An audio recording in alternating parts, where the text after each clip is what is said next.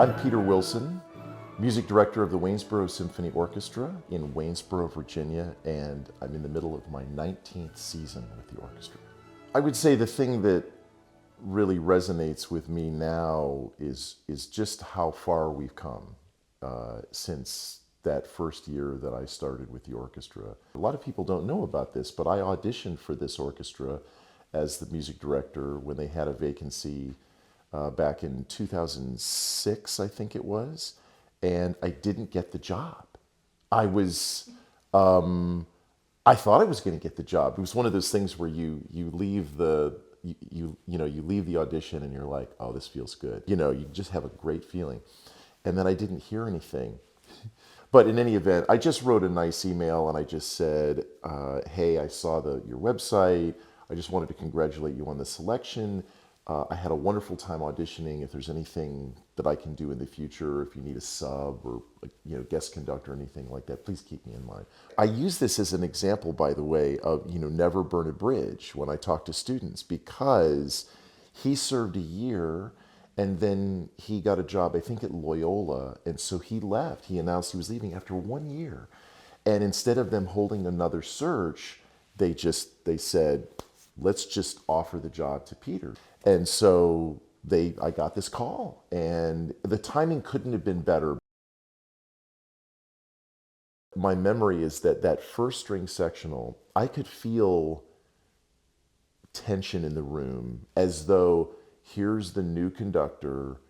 Is he going to audition us, re-audition, and whatever in some cases? Or is he just going to dismiss people and start over? I mean, I could feel that there was just this, we don't know what to expect from this new conductor. And so what I did in that moment is I said, I just want you all to know that if you're in the room, I will never ask you to leave this orchestra. You're all here. You're all here to stay. And I literally could feel the weight in the room just lifted. I think that was the beginning of a unique relationship that was built on trust, and that went both ways. I think that was the foundation that ultimately led to the success that I think came later. That first season, I made a conscious effort to create concerts that were building blocks through that season. So I started with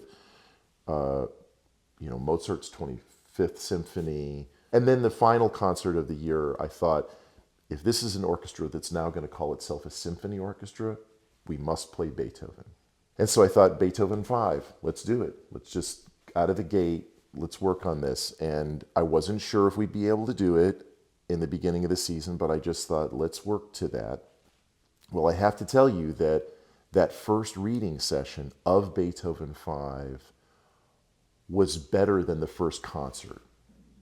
So already we had come, an enormous distance. So that was great, and I could also feel the energy in the room of how excited they were that, hey, because I don't think they thought they could play Beethoven 5 in the beginning of the season, and now they thought, that was theirs. So I always tried to start a little bit smaller in the fall, and by the spring we would have something, more significant and substantial.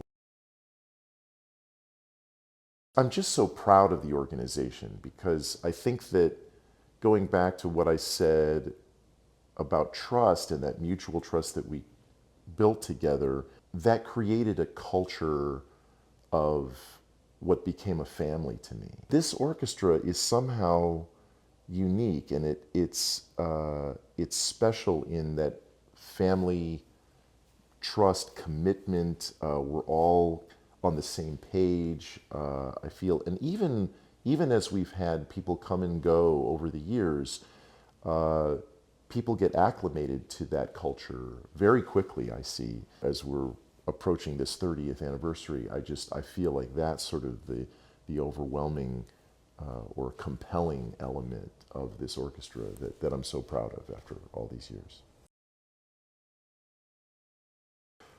Well, it was a big deal on several levels. Number one, the piece that we performed that won for us was Mahler's First Symphony. Community orchestras don't play Mahler, and so you don't generally get that into the music and expression of these pieces with community orchestras. But here was a case where we were able to do that. And so by the time we had the concert, we were just really ready and excited. I got the sense that it was like one of the first times that the orchestra wasn't nervous. We were ready, you know. That Sunday concert, I remember vividly feeling this is just magic that's happening in here.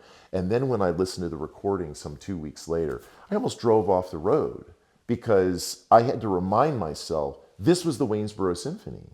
Like, we did this. It was just remarkable. It was a great kind of feather in our cap, and of all the pieces to win, that was, I think, particularly exciting for the orchestra. The Shenandoah Valley is rich with arts enthusiasts. And the other thing that I did early on, I said, I'd like us to have receptions after every program, and I'm going to stand and be like a receiving line of people going into that so that people feel like, you know, this is their orchestra. I want the community to take ownership of the orchestra itself. I want members of the orchestra to come to the reception and meet with the patrons and develop this relationship. And that's what we did. And so it's uncanny. It's just every single time I did that, there would be people that would come to me in the line and they would say, I had no idea that Waynesboro had a symphony. I've lived here for 40 years. I'm coming back and I'm going to bring my friends and neighbors. And then they did. And then that person would say the same thing to me. Curating programs is probably at least one of my favorite things to do with orchestras. It's so much fun. It's like putting a puzzle together, you know, a mosaic, if you will. And so, you know, I'm a big fan of finding milestones and, you know, maybe birthday anniversaries of a composer. And I have various books that I look into to find that out, which is usually a springboard for other ideas. As I'm coming up with new ideas for new programming for future seasons, I will kind of find some of these flagship pieces that I can put on a single program, and then I will build a program around that. I might come up with a theme first. That's happened.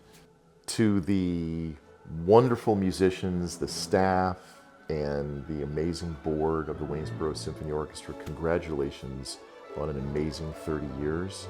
And let's do another 30 together, shall we?